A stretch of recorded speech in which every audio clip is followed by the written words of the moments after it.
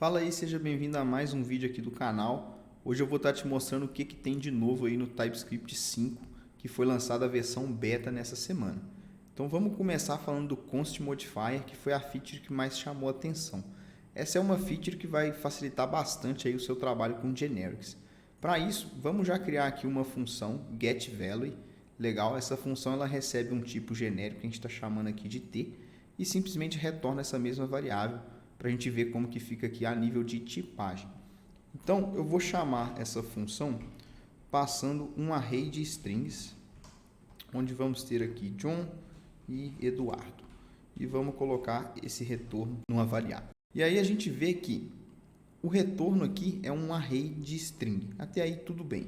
Vamos também criar esse cara com um objeto. Vou simplesmente duplicar aqui e passar um objeto. Esse objeto ele vai ter uma propriedade name, que eu também vou chamar de John. E a gente vê que o valor 1 recebeu o valor de array de string e o valor 2 é um objeto onde temos ali a propriedade name também do tipo string. Antes do TypeScript 5, se você quiser ter o tipo mais específico possível aqui, você tem que utilizar o sconst, que é o const assertion. Já até tem aqui no canal um outro vídeo sobre ele. E agora a gente vê que o tipo que a gente recebe aqui de volta é uma tupla read-only, onde temos ali John e Eduardo. E você pode fazer o mesmo aqui também para esse objeto, passando o sconst, e agora você tem o objeto com a propriedade name read-only e o literal type John. Mas utilizar assim o sconst é algo muito fácil, né, da gente esquecer, e quando criando aí bibliotecas ou as tipagens do seu projeto utilizando generics, você pode ter ali alguns casos onde você quer, por padrão, sempre ter esse comportamento do sconst. Só que em vez de ter isso no momento que você utiliza essas funções e essas tipagens, você pode ter isso no momento em que você define a função. Isso é possível com o Const Modifier do TypeScript 5. Então a gente simplesmente coloca um const aqui quando a gente declara o nosso tipo genérico.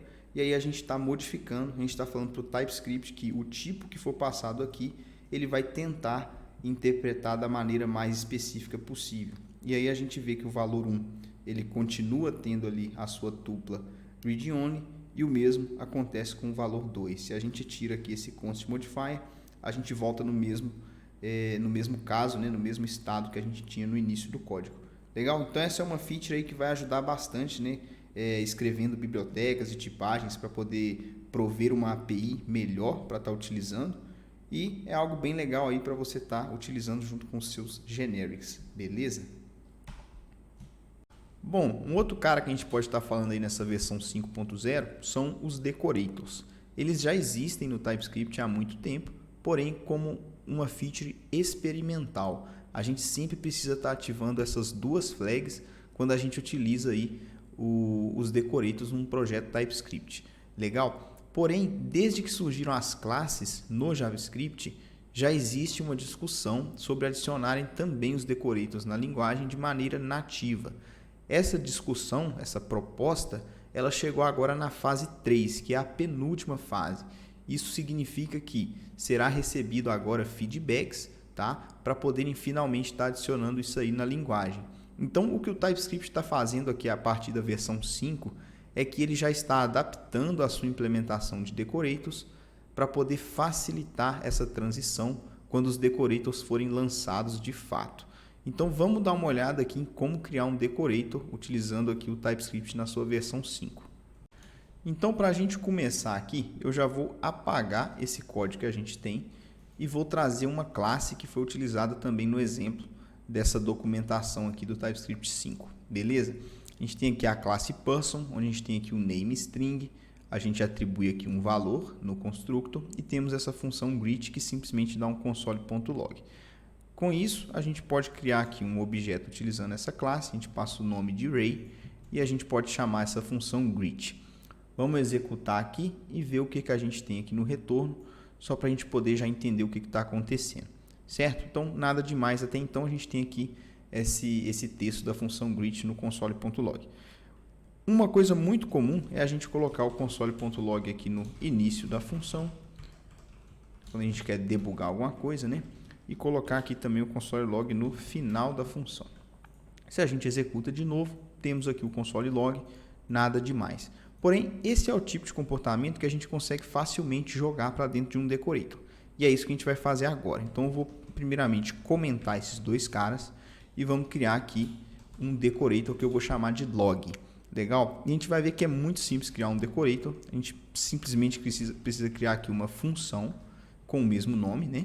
E essa função ela recebe o método original, que eu vou estar chamando aqui de tipo N, tá? E recebe também o context, que é o contexto no qual esse decorator está sendo utilizado, onde que ele está sendo aplicado. Nesse caso, ele está sendo aplicado num método de uma classe, então a gente já tem aqui essa interface que é o Class Method Decorator Context, legal?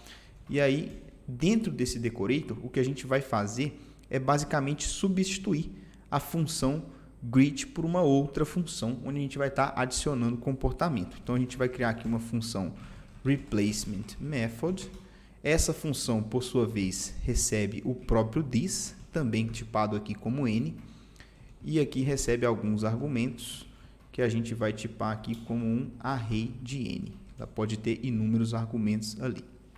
E aí, o que a gente precisa fazer agora é retornar esse método, tá? Então, o nosso decorator ele vai substituir aqui a função greet.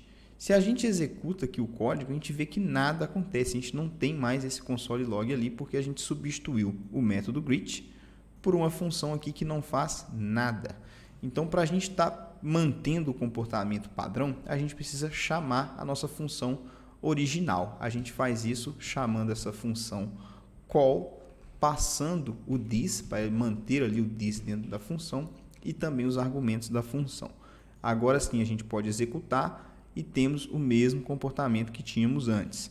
Legal? Podemos agora adicionar o nosso console log início da função e também o nosso console log final da função.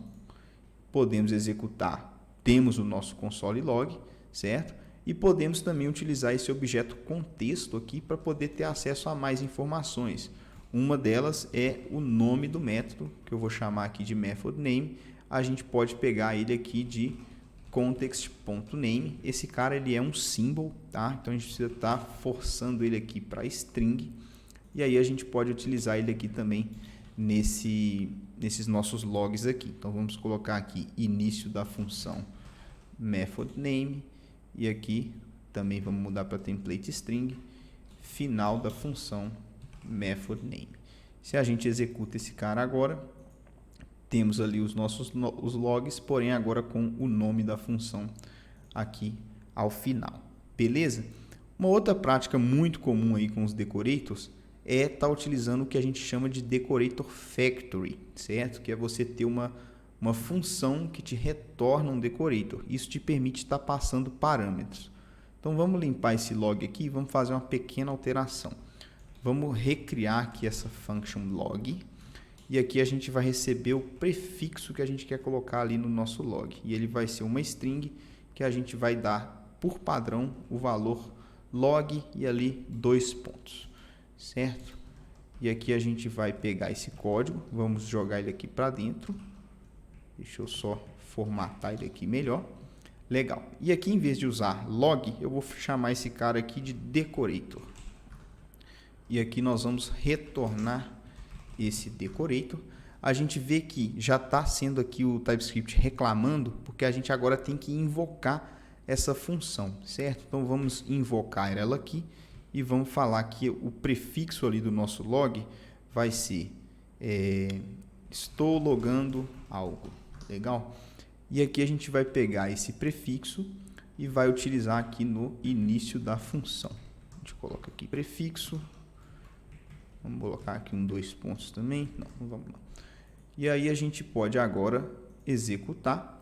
E a gente vê que agora a gente criou um decorator factory, porque é uma função que, quando executada, ela pode receber alguns parâmetros e aí ela vai, de fato, retornar ali o decorator. Então, podemos estar passando qualquer valor aqui, por exemplo, log e uma setinha, e aí a gente já altera como que esse decorator vai funcionando. Legal? Então essa é uma adição aí bem legal do TypeScript 5.0 porque ele está basicamente adaptando, né, essa API de Decorators para estar já batendo aí com a nova API de Decorators que vai ser lançada no JavaScript.